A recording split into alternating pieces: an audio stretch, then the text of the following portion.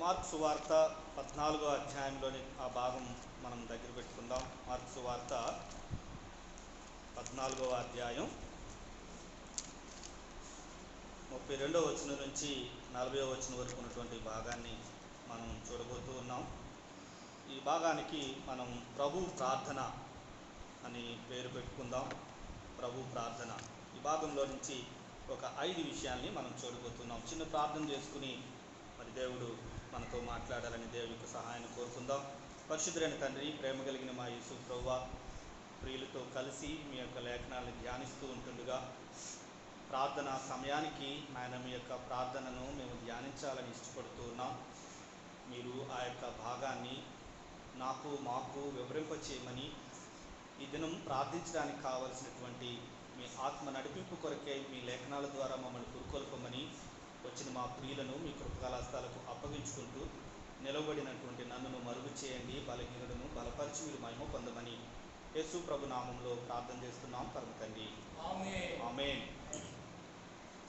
So ప్రభు వారు చేసినటువంటి గెత్సెమనే తోటలో చేసినటువంటి ప్రార్థనను మనము చూస్తూ ఉన్నాం.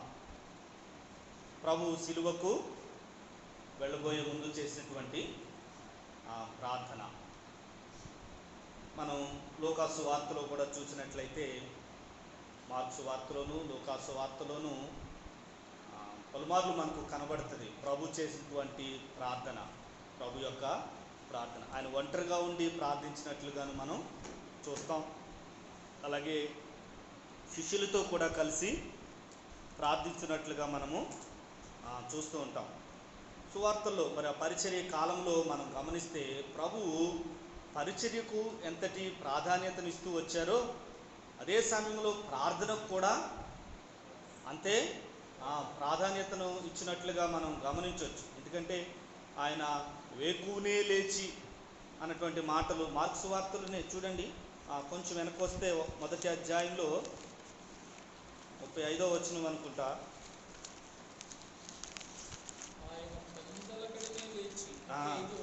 అనియా 1:35 ఆయన పెద్దల కడనే లేచి ఇంకను చాలా చీకటి ఉండగానే బయలుదేరి అరణ్య ప్రదేశమునకు వెళ్ళి అక్కడ ప్రార్థన చేయుచుండెను. కంటిన్యూస్ టెన్స్ అన్నమాట. అంటే మరి ప్రార్థన చేస్తున్నటువంటి దేవుడిగా మనం గమనిస్తూ ఉన్నాం. ఒక సువార్తలో మనం చదువుకున్న భాగంలో కూడా మనం చూస్తే అక్కడ ఒక మాట ఉంటుంది, తన వాడుక చొప్పున అని. తన వాడుక చొప్పున. మరి ఆత్మీయ వాడుకలు లేకపోతే అలవాటులు మనం ఖచ్చితంగా కలిగి ఉండాల్సిన విషయం ఏంటంటే ప్రార్థన. ప్రభువారే మరి ప్రార్థనను తన వాడుకగా కలిగి ఉన్నట్లుగా మనం చూస్తూ ఉన్నాం. దేవాతి దేవుడైనటువంటి ఆయన భూమి మీద మరి ప్రభుతో ప్రార్థించడంలో ఆయన ఎక్కువ సమయాన్ని గడిపినట్లుగా, ప్రార్థించుటకు రాత్రంతా గడిపెను అన్న మాట కూడా మరి చూడండి. లూకాసు వార్తలో 5వ అధ్యాయం 16వ వచనం, లూకాసు వార్త 5:16 గమనిస్తే, ఆయన ప్రార్థన చేయుటకు అరణ్యంలోనికి వెళ్ళుచుండెను. ఇందాకేమో అక్కడ ప్రార్థించుచుండెను అని కనిపించింది. అంటే ప్రార్థనను కంటిన్యూస్ టెన్స్, ఆయన ప్రార్థన చేస్తూ ఉన్నారు అన్నట్లుగా భావన. ఇక్కడేమో ప్రార్థన చేయడానికి అరణ్యంలోనికి వెళ్ళుచూ ఉండేను. అంటే పలుమార్లు ఆ కంటిన్యూస్ టెన్స్, అంటే ప్రార్థన చేస్తూ ఉండడం అనేది ఒక మారు కాదు, ఇది పలుమార్లు ఆయన ఆ రీతిగా వెళుతూ ఉన్నారని ఈ యొక్క వచ్చిన భావం మనకు తెలియపరుస్తూ ఉంది. అలాగే మరి కొంచెం ముందుకెళ్దాం. 6:12 చూడండి, లూకాసు వార్తలోనే.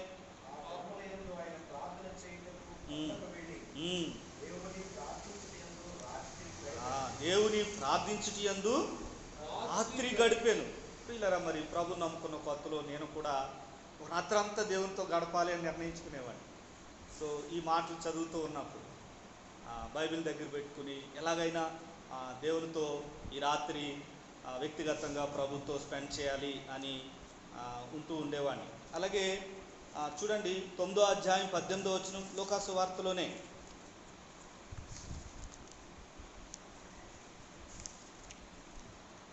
ఒకప్పుడు ఆయన ఒంటరిగా ప్రార్థన చేయుచుండగా ఆయన అప్పుడు ఆయన ఒంటరిగా ప్రార్థన చేయుచుండగా. సో ఏకాంత ప్రార్థన, శిష్యులతో కలిసి ప్రార్థన చేసినటువంటి వారు, అలాగే ఆయన పలుమార్లు ఒంటరిగా ఏకాంతంగా కూడా మరి ప్రభుతో ప్రార్థన చేస్తున్నట్లుగా మనం గమనించగలం. సో మనకి ఏకాంత ప్రార్థనలు ఉండాలి, అలాగే సమూహ ప్రార్థనలు కూడా అవసరం. మన వ్యక్తిగతంగా మరి దేవునితో మనం ప్రార్థించే వారంగా మనం ఉండాలి. ఈ ప్రార్థన వలన మనకు కలిగే ప్రయోజనాలు ఏంటో ఈ భాగంలో చూద్దాం. మార్కు సువార్తలోనికి మనం వద్దాం. ఈ ప్రార్థన మనకు తెలిసిందే. గెత్సెమనే తోట, సిలువకు వెళుతున్నటువంటి ముందు దేవుని యొద్దకు వెళ్ళి మరి తండ్రితో మరి చేస్తున్నటువంటి ప్రార్థన.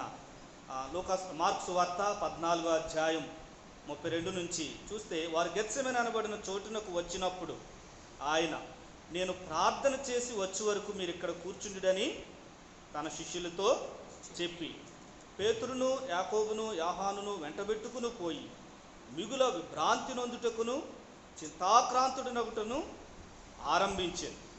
అప్పుడు ఆయన, నా ప్రాణము మరణమగునంతగా దుఃఖములో మునిగి ఉన్నది, మీరిక్కడ ఉండి మెలకుగా నుండుడని వారితో చెప్పి కొంత దూరము సాగిపోయి నేల మీద పడి, సాధ్యమైతే ఆ గడియ తన యొద్ద నుండి తొలగిపోవాలని ప్రార్థించుచు, నాయనా తండ్రి.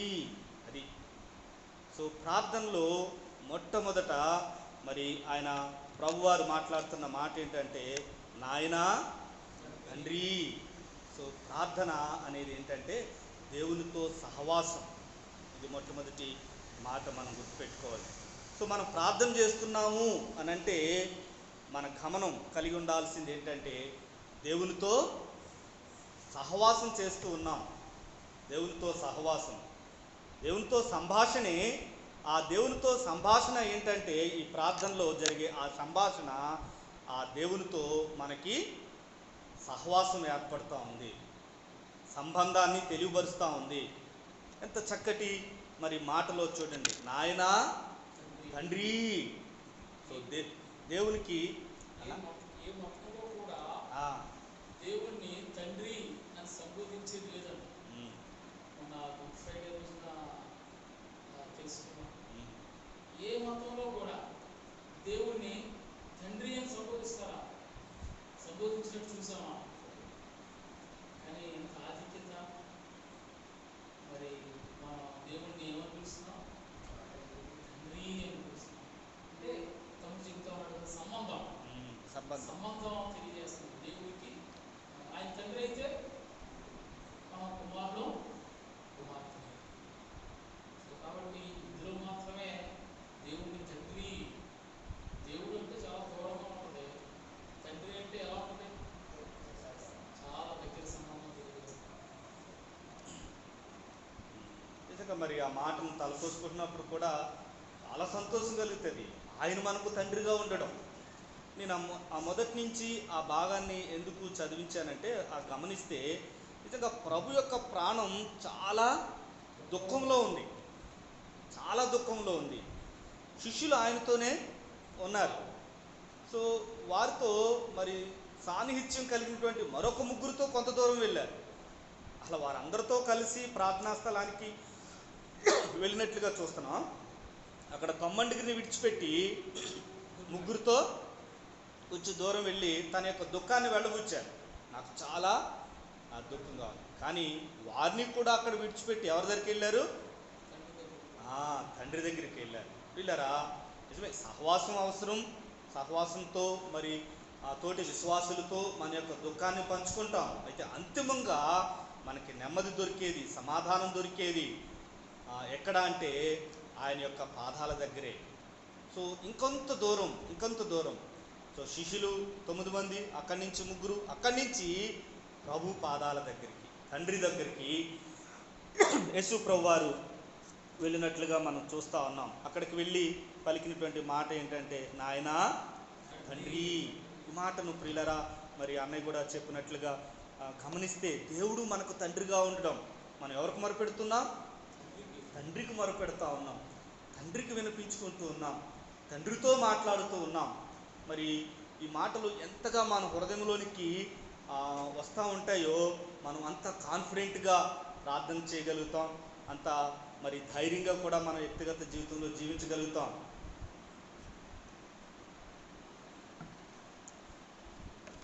యోహాను సువార్త 17వ అధ్యాయంలో తెరవద్దులే కానీ అక్కడ కూడా ప్రభువారు చాలా లెంతీ ప్రార్థన చేసింది కనబడుతుంది.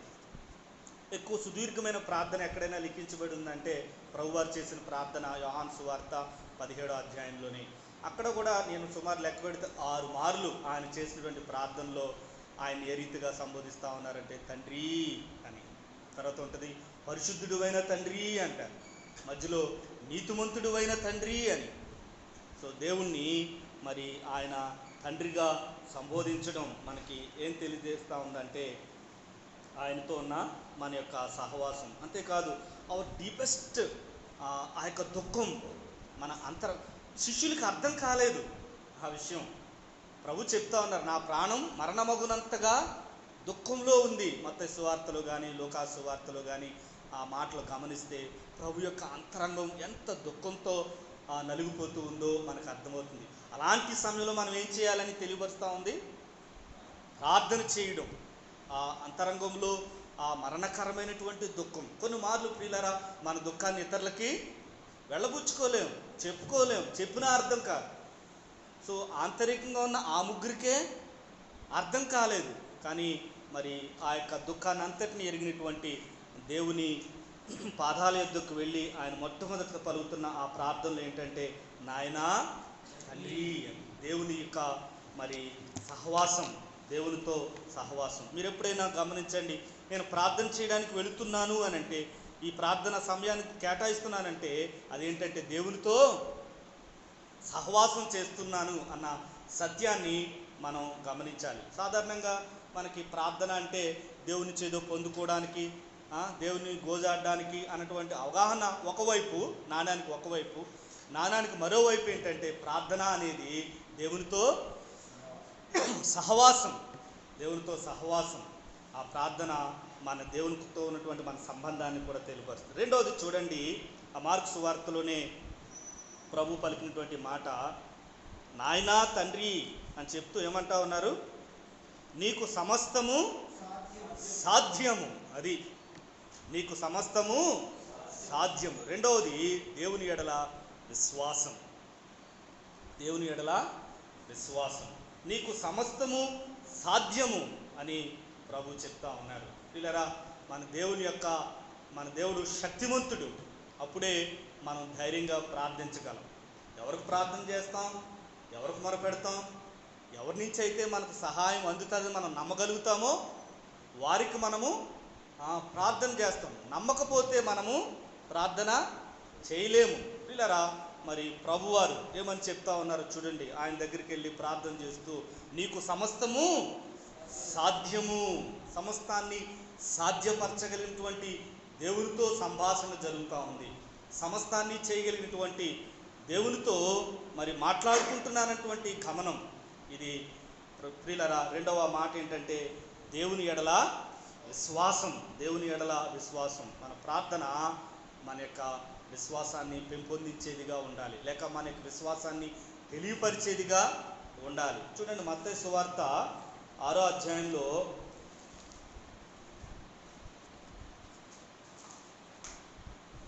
ప్రభు పరలోక ప్రార్థన నేర్పించారు కదా.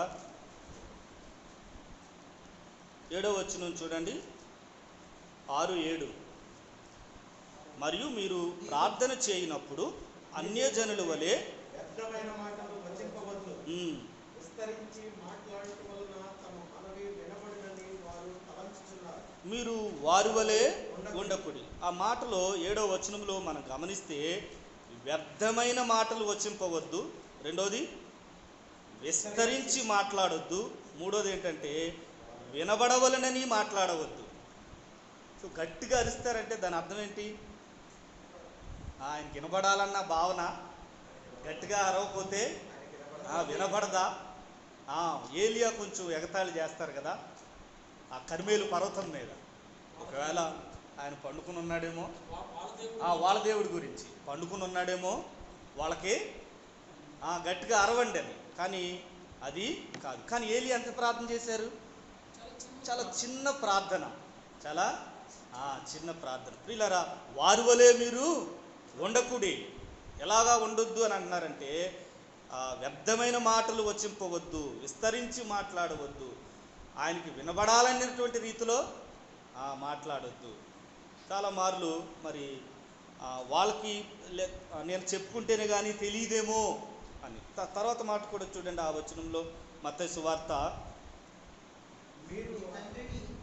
అడుగక మునుపే మీకు అక్కరగానున్నవేవో ఆయనకు తెలియదు. అది మీరు అడుగక మునుపే మన అక్కరలు ఎరిగినటువంటి దేవుడు. మరి నేను గత 2 దినాల వెనకాల నా యొక్క ట్రాన్స్ఫర్ కోసం అధికారులను కలవడానికి వెళ్ళాను. వారిని కలిసినప్పుడు నా గురించి చెప్పుకుంటేనే కానీ వాళ్ళకి తెలీదు. నా విషయాలన్నీ చెప్పుకుని వారికి వినిపించుకోవాలి. కానీ పరలోకపు తండ్రి, మన తండ్రి ఏంటంటే మన అక్రతలన్నీ ఎరిగినటువంటి దేవుడు. మనం చెప్పుకుంటేనే కానీ వాళ్ళకి తెలీదు. కానీ పరలోకపు తండ్రితో ప్రార్థన చేయడం ఏంటంటే తెలిసిన తండ్రికి దగ్గరకు మనం వెళ్ళడం. ఈ రెండింటికి చాలా వ్యత్యాసం. చెప్పుకుంటేనే కానీ తెలియని వాళ్ళు కానీ తెలిసిన ఆయన దగ్గరికి వెళ్ళి మనము చెప్పుకోవడం. నా బాధ అంతా, నా పరిస్థితి అంతా ఆల్రెడీ నా తండ్రికి తెలుసు. ఇది ఎంత కాన్ఫిడెన్స్, ఇది ఎంత ధైర్యాన్ని ఇస్తుందో. నా గురించి ఎరిగినటువంటి తండ్రితో నేను మాట్లాడుకుంటూ ఉన్నాను. నా అక్కరతలు ఎరిగినటువంటి దేవునితో నేను మాట్లాడుకుంటూ ఉన్నాను. ఇది సో ప్రభువారు కూడా చెప్పినటువంటి మాట ఏంటంటే, నీకు సమస్తము సాధ్యము, నీకు సమస్తము సాధ్యము. ఏదైనా సాధ్యపరచగలిగినటువంటి దేవుడు. ఈ ప్రియులరా, అప్పుడే మన ప్రార్థన అర్థవంతంగా ఉంటుంది, మన ప్రార్థన శక్తివంతంగా ఉంటుంది. 2 మాటలు మనం చూసాం. ప్రార్థన అంటే దేవునితో సహవాసం, ప్రార్థన అంటే దేవుని ఎడల విశ్వాసం. అలాగే మార్కు 14లోనికి మనం వద్దాం.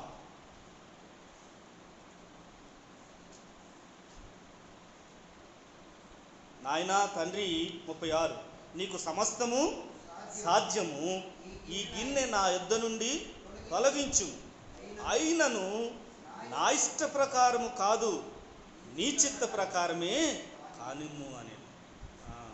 మొదట్లో ఏమని వినిపించుకుంటూ ఉన్నారంటే, మీ ఇష్టమైతే ఈ గిన్నె నా యొద్ద నుండి తొలగించు. ఏంటి ఆ గిన్నె? ఏంటి ఆ గిన్నెను తొలగించమని అడగడం?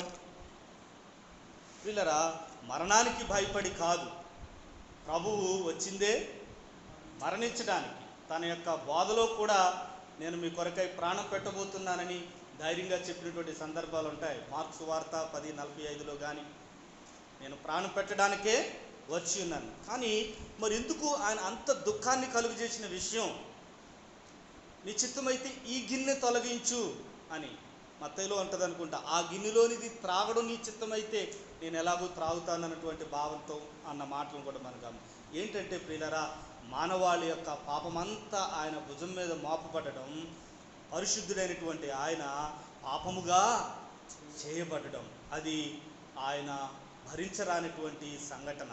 ఆ పాపముగా చేయబడినప్పుడు జరిగే మరో సంఘటన ఏంటంటే, తండ్రి అయిన దేవునితో సహవాసం తెగిపోవడం, ఏకమై ఉన్నటువంటి వారు మరి వేరు కావడం. ఇది మనకు గ్రాహ్యం కాకపోవచ్చు, మరి అది భరించరాని సంఘటనగా మరి ఆ తండ్రి అడుగుతూ ఉన్నారు, నీ చిత్తమైతే లేకపోతే నీకు ఇష్టమైతే అది నా యొద్ద నుండి తొలగించు అని. అయినను నా ఇష్ట ప్రకారము కాదు, నీ చిత్త ప్రకారమే కానిమ్ము, నీ చిత్త ప్రకారమే కానిమ్ము. మూడవది ఏంటంటే, ప్రార్థన అనేది మన ఇష్టం నెరవేర్చుకోవడానికి కాదు, దేవుని చిత్తము, దేవుని చిత్తం యొక్క నెరవేర్పు, దేవుని చిత్తం యొక్క నెరవేర్పు, దేవుని చిత్తము నెరవేరాలి అని మనం ప్రార్థన చేయాలి. నాకు చాలా మార్లు ఆ మరి యొక్క ప్రార్థనే గుర్తుకొస్తుంది. ఆ మరి అనేటువంటి మాట నాకు గుర్తుకొస్తుంది.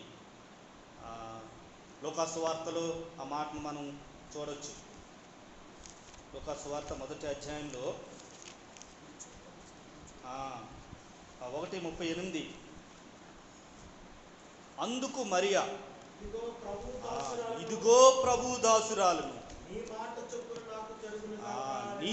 చొప్పున నాకు జరుగునుగా. అలా ఆ మొట్టమొదటి మాటే ప్రభువు దాసురాలను, ప్రభువు దాసుడును అంటే ఏం చేస్తాం మనం?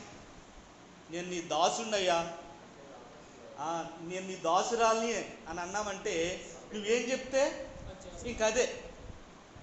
అలా నేను నీ దాసుణ్ణి అని ఒప్పుకుంటున్నావు అంటే నాకు ప్రతిరోజు ఈ ప్రార్థన చేసుకోవాలనిపిస్తుంది. నాకు గుర్తుకొచ్చినప్పుడల్లా ఈ మాటనే ప్రభు పాదాల దగ్గర చెప్తాను. పిల్లరా, ఎప్పుడు అనాలి ఆ మాట అంటే ప్రతిసారి అనాలి. ఎప్పుడు అనాలంటే ప్రతి సందర్భంలో అనాలి. ప్రతి విషయంలోనూ మనం అడగాలి, ప్రభువా నా కుటుంబంలో నీ చిత్తమే జరుగును గాక, నా బిడ్డల విషయంలో నీ చిత్తమే జరుగును గాక, నా ట్రాన్స్ఫర్ విషయంలో నీ చిత్తమే జరుగును గాక, నీ దాసురాలను, నీ దాసుడును, నా పరిచర్యలో నీ చిత్తమే జరుగును గాక, నీ చిత్తమే జరుగును గాక. పిల్లరా, మన ఇష్టాలు ఎన్నైనా ఉండొచ్చు, కానీ దేవుని చిత్తం మన జీవితంలో నెరవేర్చబడడం, దేవుని చిత్తం జరగడం అనేది చాలా శ్రేష్టమైనటువంటి సంగతి, చాలా శ్రేష్టమైన సంగతి. మెట్టుకు ప్రభువారు కూడా యోహాను సువార్త 4వ అధ్యాయంలో ఏమంటారు? దేవుని చిత్తం నెరవేర్చడమే నాకు ఆహారమై ఉంది. దేవుని చిత్తం, ఇంతకీ దేవుని చిత్తం ఏంటి అని అంటే దేవుని యొక్క లేఖనాలు, దేవుని యొక్క లేఖనంలో బయలుపరచబడినటువంటి సంగతులే దేవుని లేఖనం. మనం బైబిల్ చదువుతూ ఉన్నప్పుడు దేవుడు ఏదైతే మనతో మాట్లాడుతూ ఉన్నారో ఆ యొక్క మాటల్ని మనం నెరవేర్చడానికి అడుగులు వేయడమే. నేను ఈరోజు మరి యవనస్తులకి ఒక్కొక్క అధ్యాయంలో ఒక్కొక్క ప్రశ్న అడుగుతూ ఉన్నాను. మార్క్స్ వార్త 3వ అధ్యాయాన్ని చదువుతూ ఉంటే చివరిలో మరి ఒకసారి అన్నయ్య చెప్పారు ఆ మాట. ప్రభు అంటారు, ప్రభు బాధలో ఉంటారు, చాలామంది చుట్టూ జనసమూహం ఉంటారు. అయితే ఆయన్ని పిలవడానికి, కలుసుకోవడానికి ఆయన తల్లి, ఆయన సహోదరులు బయట వేచి ఉంటారన్నమాట. అయితే ఒక ఆయన వచ్చి చెప్తాడు, ఇంకో నీ తల్లి నీ సహోదరులు వెలుపల ఉన్నారు అని ప్రభుతో అంటే, ప్రభు మరి అంటారు చుట్టూ కలయ చూసి మరి ప్రభు చెప్పిన మాట, ఎవరు నా తల్లి, ఎవరు నా సహోదరుడు, ఎవరు నా సహోదరి? నా తండ్రి చిత్త ప్రకారం, తండ్రి చిత్త ప్రకారం చేయువాడే నా తల్లి, నా సహోదరి. ఎంత ఆధిక్యత, ఎంత ఆధిక్యత మరి ప్రభు ఇచ్చారు. లేఖనాల్లో నేను చూసినప్పుడు ఇది నాకు అర్థమైన విషయం. కొంతమంది వ్యక్తుల్ని మనం చూసినప్పుడు అరే వెరీ స్పెషల్ ప్రివిలేజ్ ఇచ్చారే వీళ్ళకి అని అనిపిస్తుంది. వాస్తవమే. ఇప్పుడు మరియా ఉన్నారు, మరి ప్రభువుకు తల్లిగా ఆమె పిలువబడింది. అలాగే బాప్తిస్మిచ్చి యోహాను ఉన్నారు, ఆయన గురించి ఒక స్టేట్మెంట్ ఇవ్వబడింది, స్త్రీలు కనిన వారిలో అతనికంటే గొప్పవారు ఎవరూ లేరు. పేతురు ఉన్నారు, పేతురు గురించి ఇవ్వబడిందంటే నువ్వు ఏదైతే బంధిస్తావో అది బంధించబడుతుంది. కానీ ప్రియులారా, ఆ విని వెంటనే మరి మనకు కూడా అవే ప్రివిలేజెస్ మనకు కనబడతాయి.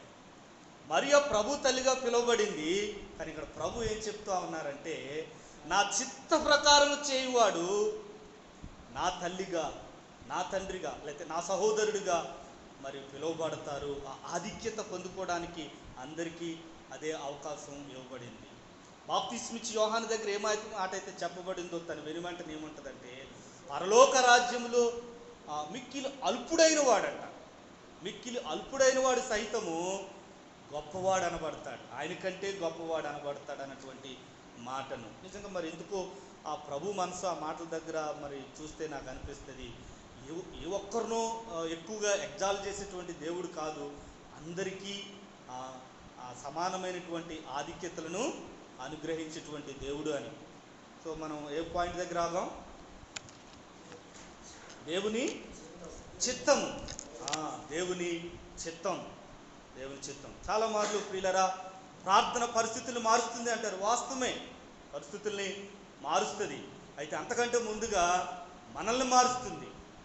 ప్రార్థన అనేది ప్రభువుని మార్చడానికి కాదు, ప్రార్థన అనేది మన యొక్క వ్యక్తిత్వం, మన యొక్క వైఖరి పరిస్థితుల ఎడల మొట్టమొదట మనం మారడానికి. చాలా మార్లు అంటారు కదా, నా ఇరుగు పొరుగు వారు చాలా ఇబ్బంది పెడుతున్నారండి, వారు మారాలని ప్రార్థన చేయండి. లేకపోతే మన అత్తమామలు అంటారు, తల్లిదండ్రులు అంటారు, చాలా విషయాలు మనం చెప్పుకుంటాం. ఏమో నీ శత్రువులు ప్రేమించుడి అన్న వాక్య భాగం మొట్టమొదట మనలో నెరవేర్చబడ్డానికి, మన వైఖరి మారడానికేనేమో. సో ప్రార్థన అనేది మన వైఖరి మారడానికి, అంటే అంతిమంగా ఆయన చిత్తము మన జీవితంలో నెరవేర్చబడడం. అది 3వ మాట.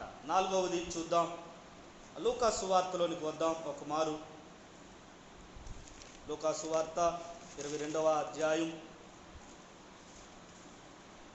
43వ వచనం చూడండి. 42 నుంచి చూడండి. తండ్రి, ఈ గిన్నె నా యొద్ద నుండి తొలగించుటకు నీ చిత్తమైతే తొలగించు, అయినను నా ఇష్టము కాదు నీ చిత్తమే సిద్ధించునుగాక అని ప్రార్థించెను. అప్పుడు పరలోకము నుండి ఒక దూత ఆయనకు కనబడి ఆయనను బలపరిచెను. నిజంగా దేవుని బలం. ప్రార్థన చేస్తూ ఉన్నప్పుడు మనకి కలిగే ప్రయోజనం 4వది ఏంటంటే దైవికమైన బలాన్ని పొందుకుంటాం. సాక్షాత్తు పరలోకము నుండి దేవుని దూతే వచ్చి మరి అక్కడ బలపరుస్తున్నట్లుగా మనము చూస్తూ ఉన్నాం. అవును ప్రియులరా, మనం మన దుఃఖం ఈవెన్ శిష్యులు, ఆంతరికంగా ఉన్న శిష్యులకు కూడా అర్థం కాలేదు. కానీ ప్రార్థన చేస్తున్నప్పుడు పరలోకము నుండి దేవుని దూత వచ్చింది. పరలోకానికి అర్థమవుతుంది మన యొక్క అంతరంగంలో ఉన్నటువంటి దుఃఖం. సో కాబట్టి దైవికమైన బలము లేక దైవికమైన ఓదార్పు, దైవికమైన ఆదరణ ఏదేనానండి మన ప్రార్థనలో ఆ సన్నిధిలో మనం వాటిని పొందుకోగలం. యెషయా గ్రంథంలో ఉంటుంది కదా, ఆయన కొరకు ఎదురు చూచువారు నూతన బలం పొందుతురు. ఎదురు చూడడం అంటే ప్రార్థన చేయడమే, వెయిటింగ్ ఆన్ లార్డ్. దేవుని మీద ఆనుకోవడం, దేవుని కొరకు ఎదురు చూడటం. ఇదేనా నువ్వే చేయాలి ప్రభు అని నూతన బలం పొందుదురు. నిజంగా మాట చదవండి, మరి మళ్ళీ బలం తెచ్చుకుందాం. యెషయా గ్రంథం 43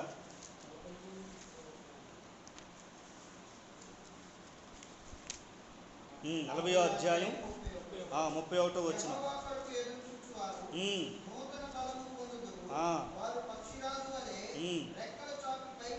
పైకి ఎగురుదురు, అలయక పరిగెత్తుదురు, సొమ్మసిల్లక నడిచిపోవుదురు. చూసారా, పైకి ఎగరడం, పరిగెత్తడం, అలసిపోక నడిచిపోవడం. సో దేవుని సన్నిధిలో మనం ఆ రీతిగా కనిపెట్టుకుని ఉన్నప్పుడు దైవిక బలం మరి మనల్ని ఆవరిస్తుంది. దేవుడు ఆ రీతిగా మనల్ని బలపరుస్తాడు. 4 విషయాలు చూసాం కదా. ప్రభు ప్రార్థనలో మొట్టమొదటిది ప్రార్థన చేయడం అంటే లేక ప్రార్థన వల్ల మనం పొందుకునేది దేవునితో సహవాసం. రెండోది దేవుని ఎడల విశ్వాసం.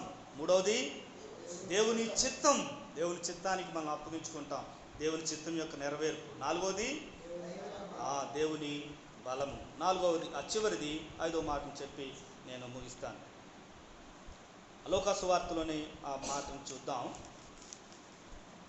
22వ అధ్యాయం 40వ వచనం ఏముందంటే, మీరు శోధనలో ప్రవేశించుకుంటున్నట్లు ప్రార్థన చేయుడని చెప్పారు. మరలా అదే మాట చివరిలో కూడా చెప్పారు 46వ వచనంలో, లేచి ప్రార్థన చేయుడని. అంటే అప్పటికే వాళ్ళు నిద్రిస్తూ ఉన్నారు. ప్రారంభంలో చెప్పారు మీరు శోధనలో ప్రవేశించుకుంటున్నట్లు ప్రార్థన చేయండి అని, కానీ నిద్రపోతూ ఉన్నారు. సో కాబట్టి చివరిలో మరలా అలర్ట్ చేస్తూ ఉన్నారు. ఏమనంటే మీరు శోధనలో ప్రవేశించుకుంటున్నట్లు లేచి ప్రార్థన చేయండి. బహుశా మరి ఒకవేళ మన జీవితంలో మొదటి మాట ఏమైనా గతించిపోయిందేమో. మీరు శోధనలో ప్రవేశించుకున్నట్లు ప్రార్థన చేయండి అని చెప్పారు. అంటే నిద్ర అంటే ఈ శారీరకమైన నిద్ర కాదు, ఆత్మీయంగా బహుశా నిద్రావరణలోనికి వెళుతున్నట్లయితే ప్రభు మళ్ళా చివరిలో చెప్తున్న మాట ఏంటంటే మీరు లేచి ప్రార్థన చేయండి, అలర్ట్, మెలకువగా ఉండండి. ఆ మాట మత్తయిలోను మార్కులోని ఎలా ఉంటుందంటే మెలకువగా ఉండి ప్రార్థన చేయండి. సో ఎందుకు ప్రార్థన చేయాలంట? శోధనలోనికి ప్రవేశించుకున్నట్లు. వీళ్ళరా మనం ప్రార్థన చేయకపోతే ఏమవుతుందంటే లోకం మన దగ్గరకు వచ్చేస్తూ ఉంటుంది. లోక సంబంధమైనటువంటి విషయాలన్నీ మన దగ్గరకు వచ్చేస్తాడు. జాన్ బన్యన్ గారు అన్నారంట ఒక మాట. ఆయన చెప్పిన మాట ఏంటంటే పాపం చేస్తున్నవాడు ప్రార్థన చేయలేరంట, ప్రార్థన చేస్తున్నటువంటి వారు పాపము చేయలేడు. సో అది ప్రార్థన పాపానికి మనల్ని దూరం చేస్తుంది, సాతాను యొక్క శోధనకు మనల్ని దూరం చేస్తుంది. అందుకని 5వ మాట ఏమని పెట్టుకున్నానంటే దైవికమైన మనస్సు. మనం ప్రార్థన చేస్తూ ఉన్నప్పుడు మనలో ఎలాంటి మనసు కలుగుతుందంటే దైవికమైన మనసు, అంటే ఆత్మీయమైనటువంటి మనసు మనకు కలుగుతుంది. లేకపోతే ఈ లోక సంబంధమైన మనసు వచ్చిందనుకోండి, ఈ లోక సంబంధమైన విషయాల్లో మనము వెళ్ళిపోతాం. మరి కొరింథీయులకు రాసిన పత్రికలో ఉంటుంది కదా ఆ మాట, ఆత్మ సంబంధమైన మనసు కలిగినప్పుడే ఆ విషయాలు మనకు అర్థమవుతాయి అని. ఆ మాట ఊహించుకుందాం.